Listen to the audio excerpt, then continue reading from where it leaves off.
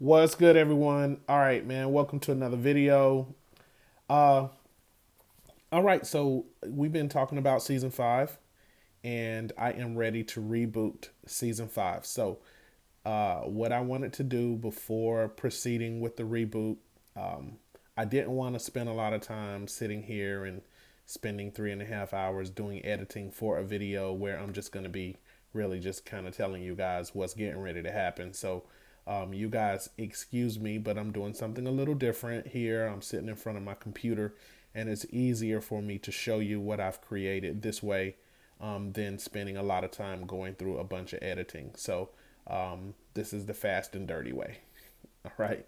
So, real quick, this is the conference outlook. Now, I'm going to digress for a quick second.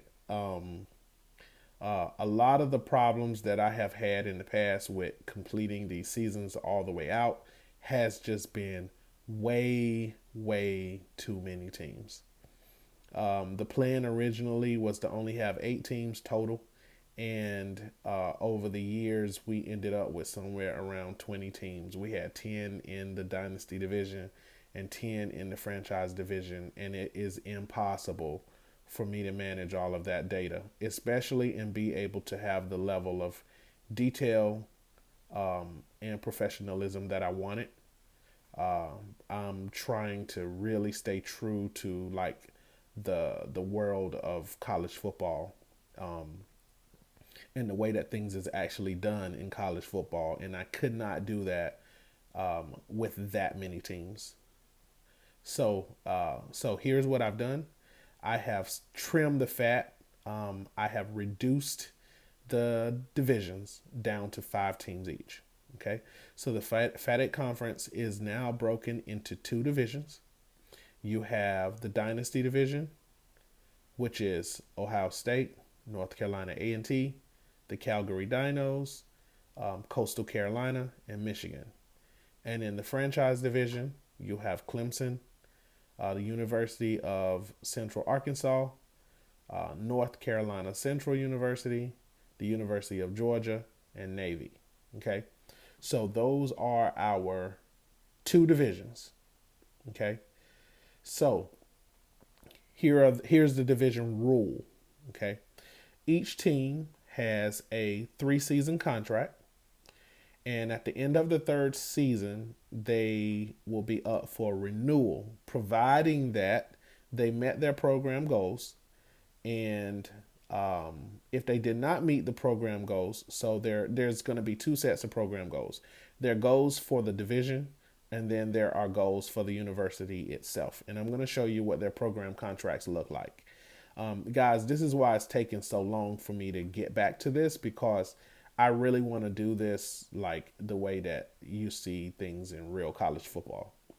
Okay, so you're gonna have the program goals for the university, and then you have the rules and goals for the division that you belong to.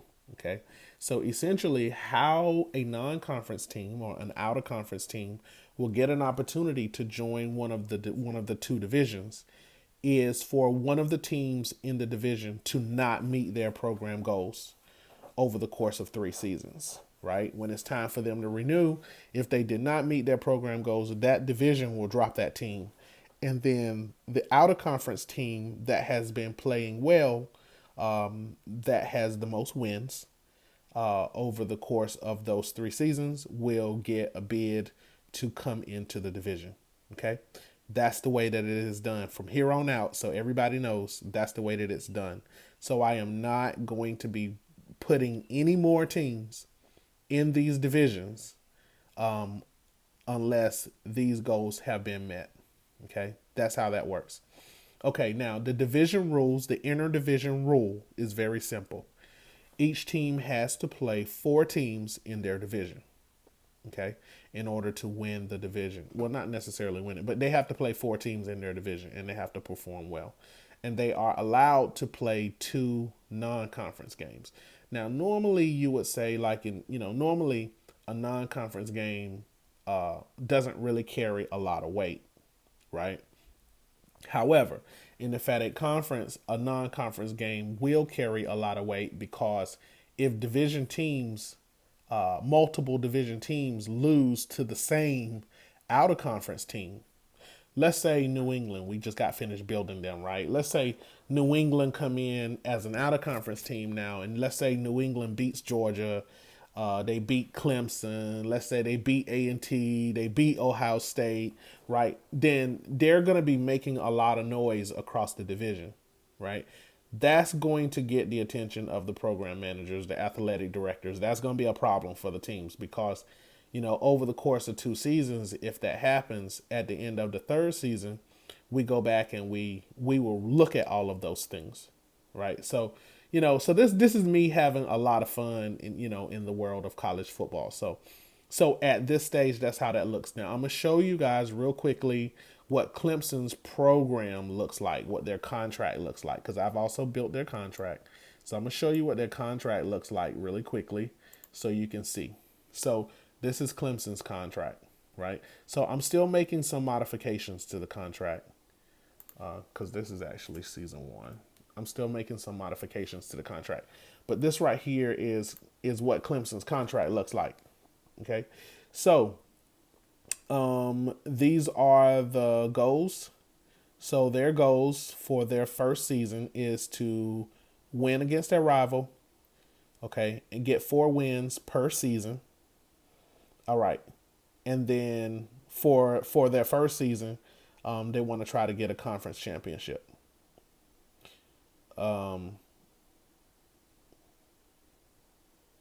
Target conference wins. Yeah, and that's right. They want that's right. No, I had it right. They want to get at least three wins in their division. So, yeah, that's right. So that's their division goals for their first season. Okay. All right. Now, and then here at the bottom, these are their program goals, right? So, for their first season, their program is this is from the athletic director, right? Must beat Fat8 division rival, which is Georgia. So in their first season, coach has to beat Georgia or he's going to find himself in the hot seat. Okay. And then, of course, you want to win 4 games this season. Now, that doesn't necessarily mean that they have to be division wins, right? It just has to be 4 wins. So that would include one of the non-conference games. So you guys see how this works, right? And so then at the end of each season, I will go back and evaluate each team in the division and see if they met their program goals and if they met their division goals, right? And then that will be a check mark for them. And then at the end of the third season, when we get ready to do the renewal, I will look at the division teams, look at their contracts, see how they perform, and then weigh that against the non-conference teams, which will also have contracts. I'm still working on those. And with New England being a new team, now, I have to build a contract for them. So I just wanted you guys to kind of see this now real quick. The 10 division teams, their schedules have been completed. So we're not going to go over everybody because it's going to just take too long. But what I will do is I will show you the schedules that I have created so far, so you guys can get a chance to see what the schedule actually looks like. So this is Ohio State's schedule. So they are at Michigan. Their next game will be at home against New England. And then they go to North Carolina A&T. They're at home against Coastal Carolina. They go to Boston College. And then they are at home against Calgary. I'll show you one more real quick. This is the Aggie schedule. So they are going to be at home against Coastal Carolina. They go to Calgary, at home against Ohio State. They go to North Carolina Central. That's their rivalry game. So when you see it highlighted like this is their rivalry game. That means on their program contract, they have to beat that team. Then they're going to be at Michigan, and then they will be back at home against Appalachian State. Okay. All right. Last one I'll show you real quick. Let's look at Coastal Carolina's schedule. Okay. So, of course, they're going to be at A&T. And then they're going to be back at home against Boise. Then they'll be at home against Michigan. They will go to Ohio State, go to Calgary, and then they'll be back at home against New England. Okay. So this is just to kind of show you guys. Now, I got one more surprise, one big surprise that's coming that's going to involve you guys. And let's see, I'm going to try to finish this in about a minute. Okay, so I got one more surprise that's going to involve the whole community, the whole Fat8 community, right?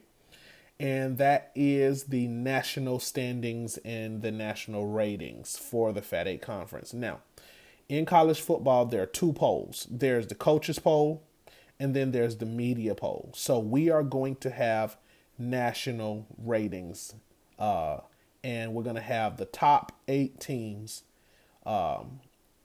with the votes, with voting, like just like in college football. So right, so I'm gonna explain to you guys how this is gonna work, and this is going to involve you.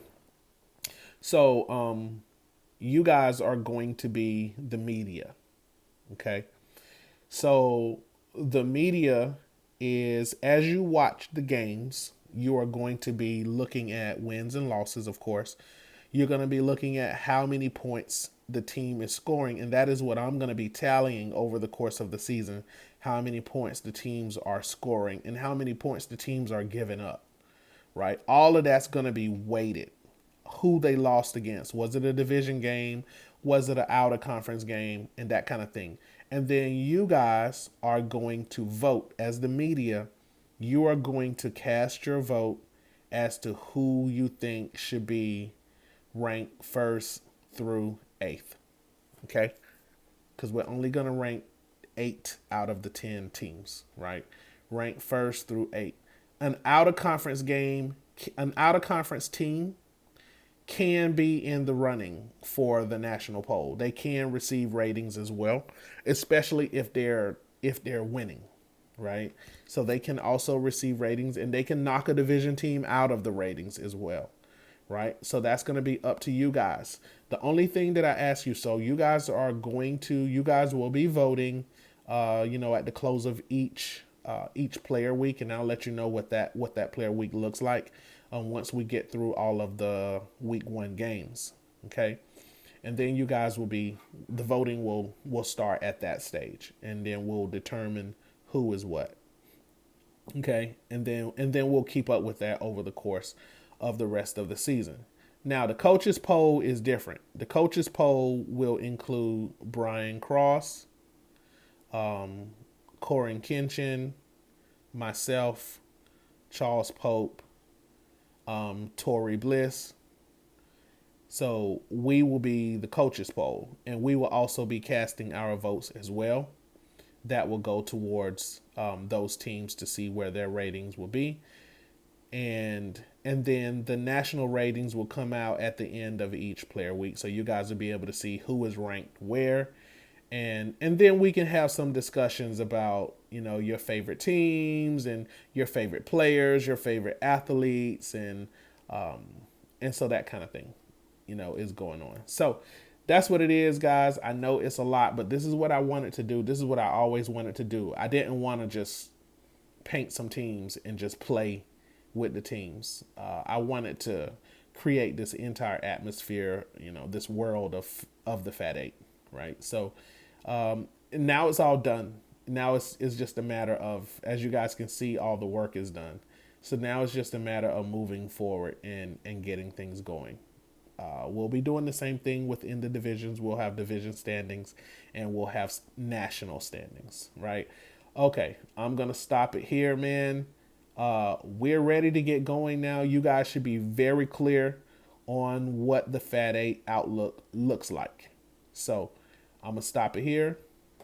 Let's get ready to get back to the season. So when I left you guys, Ohio State had beat Michigan. That was their opening game.